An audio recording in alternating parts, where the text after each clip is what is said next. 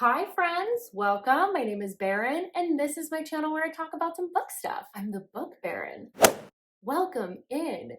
So today I wanted to talk about some hyped romances that I may or may not want to read, some stuff that I haven't gotten to that I wish I had, and other stuff that I have no interest in. Mostly I decided I wanted to do this. One, I've already done something like this before, TBR Smash and Pass. I'll link it up in the cards. I guess that would be up here. You want to see me do another round of that because I'm not doing any repeats from that video, but I was thinking about how I hadn't really read any Crescent City books. The more people are talking about it, the less I want to read them actually. So I just want to talk through like some books that are very hyped, some that I really don't have any interest in. Some of these I've recently changed my mind about. Some of these are on the older side, some are newer releases. So let's just chat about it. Book number 1, Credence by Penelope Douglas. I haven't read this book. I know, it's shocking. I've read quite a bit of Penelope's backlist, some Devil's Night series, Birthday Girl, Punk 57, Bully, all of those I've read. So it might surprise you to know that I haven't read Credence. I am not a person that's a hardcore stan of Penelope Douglas by any stretch, but I do enjoy their writing in general. So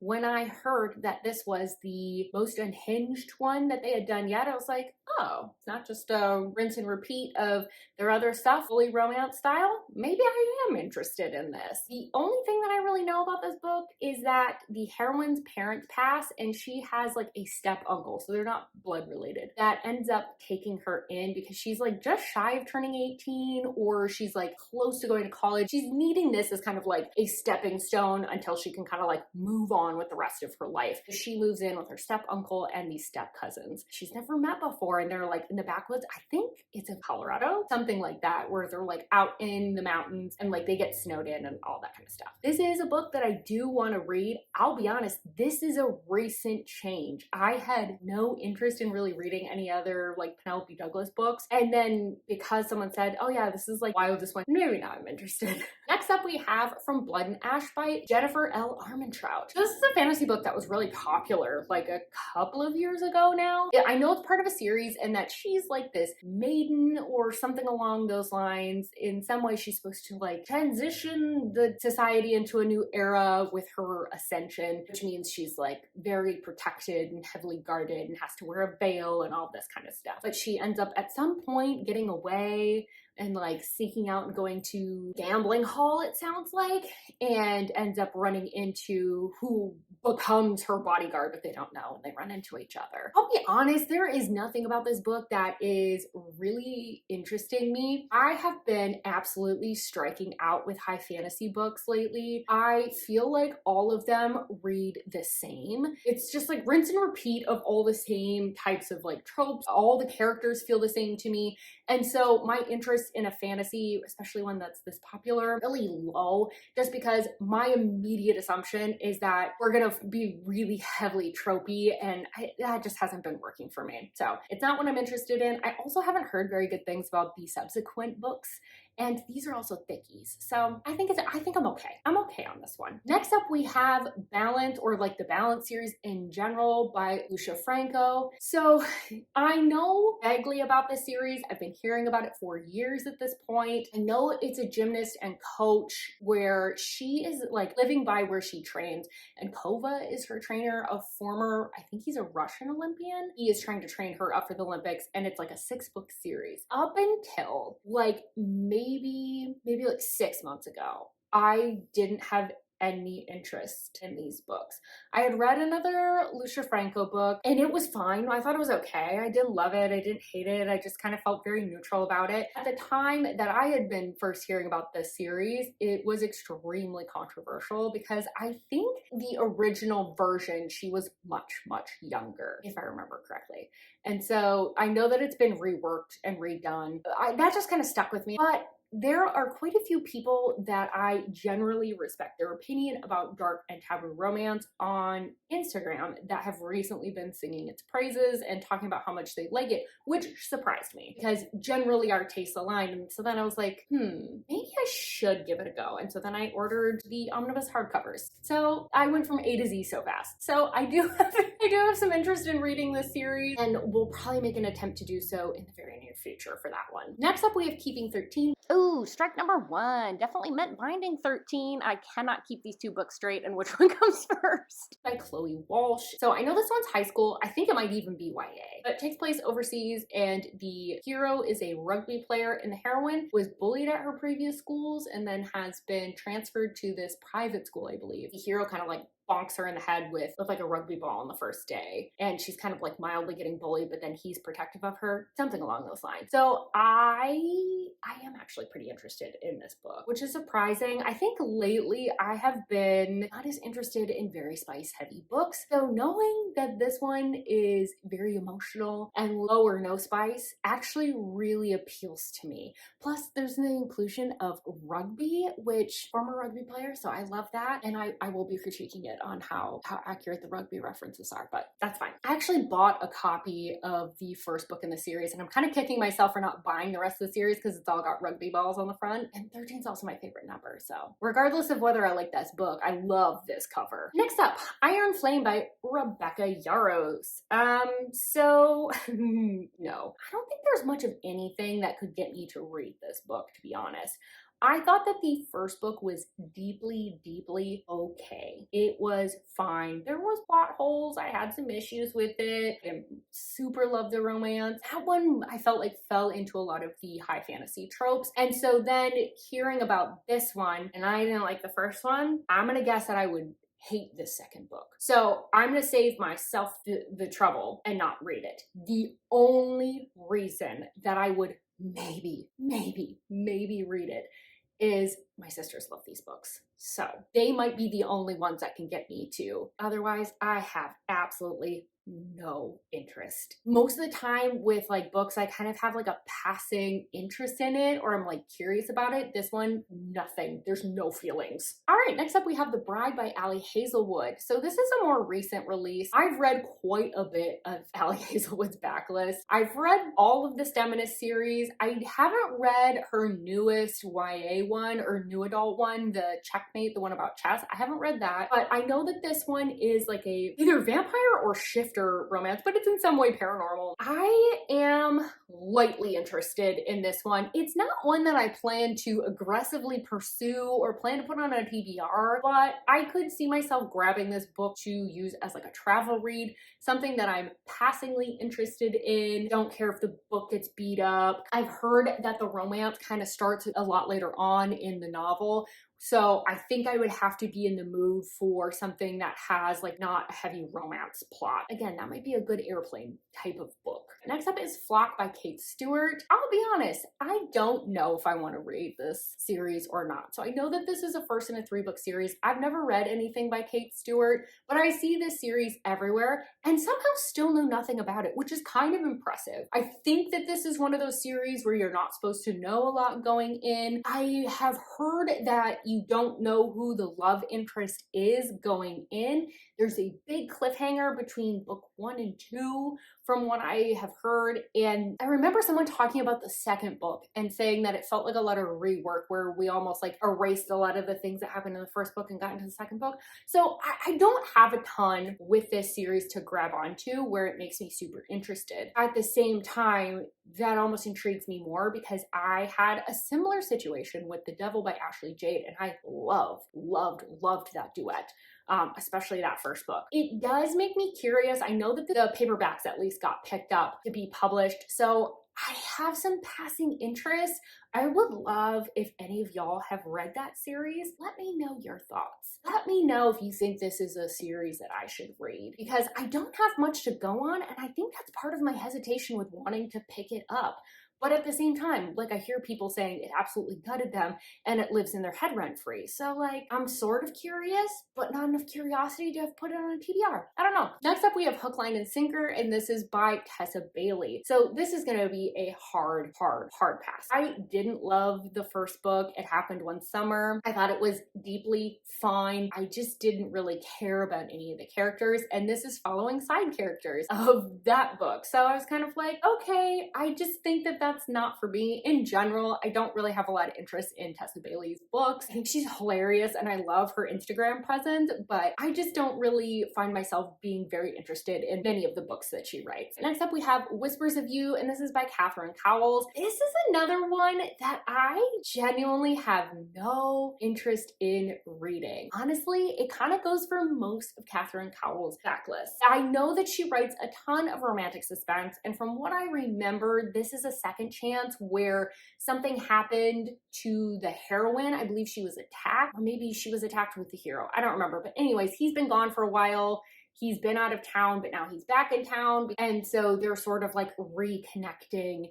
And also someone is going after the survivors of people that were attacked that night. So I have read another Katherine Cowell's book, and I honestly couldn't tell you the name of it because her titles, her covers, her synopsis sound really similar to me, and so I literally can't tell them apart. It's small town romantic suspense, and that's just not really my thing. With the book that I did read from her, it was like vanilla ice cream. It's fine. It's ice cream. It's nice, but I want some moose tracks, you know? That's how it felt for me. I think because of that, that's just kind of like led me to believe that most of her stuff really isn't for me. I'm really happy that she has found her audience and that so many people are enjoying her stuff. But for me, I think she's just an author that I'm not particularly interested in generally, but especially this book. Next up, we have God of Malice, and this is by Reena Kent. So I don't know on this one. I know that this book is about like some mafia or secret society adjacent shenanigans. In general, this series follows people who are part of like a secret society that is part of a college. And I know for this book in particular, this gal goes to this school, goes to this college or whatever, and she kind of catches the sights of a sociopath because there's an instant initially before they get to school, and then he's really just got his eyes set on her once they get there. That's my general, very loose, poorly done interpretation of what I know about this book. So here's what I'll tell you about my history with Reena Kent. So I have read one book by Reena Kent, God of Fury, and I thought it was good. I really enjoyed it. It had a good balance of like mental health and like softer things and the like hard darkness that I typically kind of like generally, and it was a really solid romance. With this one, I have read 10-ish pages of it before, and there was a forced blowy on a cliffside, and I was like, I just don't think this is gonna be for me. And I felt like the writing was a little bit over the top. However, I did read that book that's further in the series and really enjoyed that, and it keeps appearing on my Kindle lock screen. Kevin is head bumping and licking my knee so hard right now.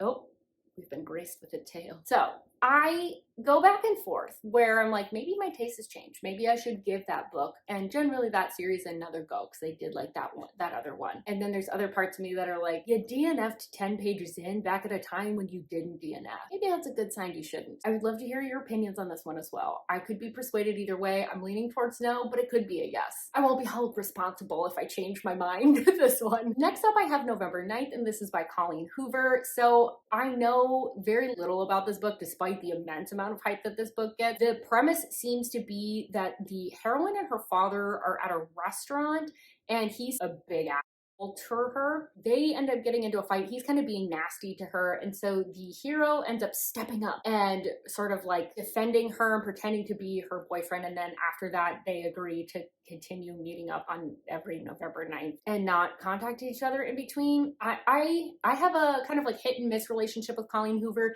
Some of her stuff I really like, some of it I really don't. This is a specific style of romance that I really just don't care about, where it's like kind of encapsulated. We're only getting to see them one day a year, and I have heard from people that you're not getting like things in between. You're literally only getting them that one day a year, and I don't like things that are encapsulated that way timing wise. I don't think that that makes for a compelling romance. I want to see it build. I will say in general, I've read what I've wanted to from Colleen's backlist, and I think I'm kind of like done with her stuff at this point. So if I haven't read it, I probably won't read it. Next up, we have Pestilence, and this is by Lua Franco. So this is part of the Four Horsemen series, and I don't know if this is dystopian or fantasy or some combo of the two, but I know that the heroine is trying to kill Pestilence because we're like in the end of times, and he is going around just like massacring people because he's Pestilence. But she tries to kill him and she's unsuccessful because it turns out you can't kill Pestilence. He's mad. He's really mad at her, and he's like, you know what? You're gonna come along for the ride, and ends up taking her captive. This sounds so intriguing. So believe it or not, this is one of the few fantasies that really has piqued my interest in recent years. I know it's a couple years old now, but I am really curious what Fantasy Captor Captive looks like. I hear good things about the series in general, and I grabbed a physical copy actually on Black Friday because it was, I think it was like $5. It was really inexpensive. So I was like, why not? I've said this 5 times now. Next up, we have Butcher and Blackbird, and this is by Bren Weaver. I know the very broad strokes of this story, which is that we have 2 serial unalivers that are like Dexter going after the baddies. And I think it sounds like they team up like once a year or something like that to do an unaliving together, or they're in a competition. I don't remember. That's generally what I know about it. But I've heard it's like got a very rom-com-y type writing style. This is one where I'm leaning towards yes, because this is one that's hyped, and although I don't have a ton of interest in it generally, I'm very curious about it. I want to see what people are talking about, and Monica from Pardon This Book Addict was saying that she was curious what people who don't like epilogues think of the epilogue in this, and I am a person who doesn't like epilogues. So now I'm really curious because of that. We'll see. I will probably at some point end up checking it out from the library, maybe once the hype dies down a little bit, because I do have that like little bit of curiosity about like what a dark rom-com romance looks like. I don't know. It's just intriguing enough, but not enough where I feel like I need to read it immediately. All right, next up we have Icebreakers, and this is by Hannah Grace. What I know about this is that it's like hockey player, figure skater. They have to split ice time because one of their rinks is messed up, and I think she's trying to become an Olympian, something like that. I've just heard that the heroine's pretty immature, and when I read new adult, a lot of times that's the sticking point for me, is immaturity. And so between that and the sort of like lukewarm blurb on this one, I don't have a ton of interest in pursuing this, especially because the only way that I can really get a hold of it right now is through the library. It's got a long wait time. I don't care that much. I don't care that much. For those reasons, I'm not interested. Next up, we have a more recenter. I read a lot. Next up, we have a more recent one, and that is The 7-Year Slip. This is a contemporary romance. For some reason, there's something magic-y with this apartment where you can go back in time 7 years. And so the hero, I guess, was living in that apartment 7 years ago. It's a very You Got Mail, but like just in the apartment, not the mailbox type of energy. I don't have a lot of interest in reading this book.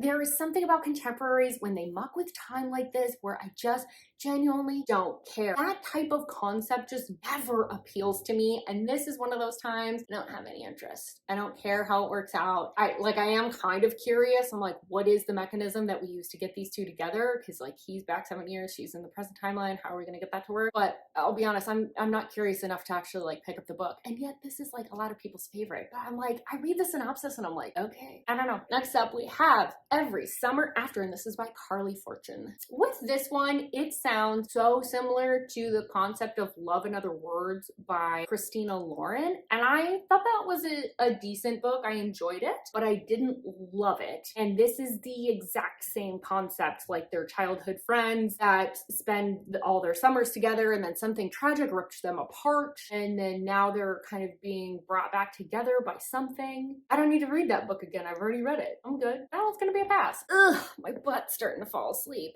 All right, next up we have Give Me More by Sarah Kate. This is about like an established couple that has been part of the Salacious Player Club world. They're helping with some elements of it. I don't remember their roles, but they've been married for some time, and they end up bringing his best friend into the fold and having more of like a menage style relationship. And he's the happy-go-lucky like construction worker that's been helping build the club out. I feel very split on this one. I'm leaning towards no. I read the synopsis of the books from this series in particular and go, that sounds really interesting. And then every time I go, oh, I kind of wish I liked that more. I'm a little scarred. I'm a little scarred. And I also just don't really care for spicy club books all that much. I feel like I've read enough of them at this point that they just feel a little bit of like rinse and repeat. So I think for that one, I'm leaning towards no, but if I do end up reading it, it's not my fault. You can't hold me responsible. I warned you. I told you that this would happen. Next up, we have another maybe, and that is 5 Rounds by Nikki Castle. What I know about this is that for some reason, the heroine's been kicked out of her apartment. So she goes to live with her very good friend. The problem is he has a roommate that's this jerk MMA fighter, and it's this enemies to lovers relationship while they're living in this apartment. This is one that I put at one point on my TBR, and I keep kind of like pulling it off and putting it back on and pulling it off and putting it back on. It's just interesting enough that I do have some amount of interest in it, but it's not interesting enough to me on its face that I feel very drawn to it. I feel like this is going to be another enemies to lovers where it's just a misunderstanding. That's how it feels anyway. I definitely could be persuaded on this one. If this is one that you think is really amazing, fight for your fave in the comments. Last one, we have Love Redesigned by Lauren Asher. I think this one's gonna be a no, and here's why. I have read 2 other Lauren Ashers. I've read from the Dreamland Billionaire series, I've read Terms and Conditions, and I've read from her like F1 Racing Throttled, and I haven't liked either of those. Like, not just disliked them where I'm like, I get why other people like them. Like, I've actively disliked them. I was mad while I was reading them. Especially Throttled was like, I know that was her first book, but I thought that one was like poorly executed. And then Terms and Condition, I was just like, I hated the hero. I thought he was an absolute jerk. That third act conflict in that book made me so angry at him, and I just like couldn't get on board with them getting together after that. I was so mad. I don't have a ton of interest in her latest book, which is about an interior designer having a second chance romance with her rival from childhood. Like, they get teamed up to work on this billionaire's house. There's just nothing there that sounds that interesting to me, because I've already tried her twice. I think I need to just let sleeping dogs lie and just say no to drugs on this one. Those are a bunch of hyped romances that I haven't read, that I may or may not read. I would love to hear from you if you've read any of these books. Fight for your faves in the comments. Warn me off ones that you didn't like. I would love to hear all your thoughts, feelings, opinions in the comments about any of these books. If you're curious about any hyped books that you want to know if I have or haven't read, do or don't want to read, feel free to throw those in there too. I will let you know. With all of that, thank you so much for being here. I really appreciate it. Don't forget to like the video if you like it. Please, please do. It's really helpful, and it's really simple. Just like, you just click the button. It's so simple. It's so simple, and it helps me out. And don't forget to subscribe, and I really hope that I see you on my next video. Bye-bye.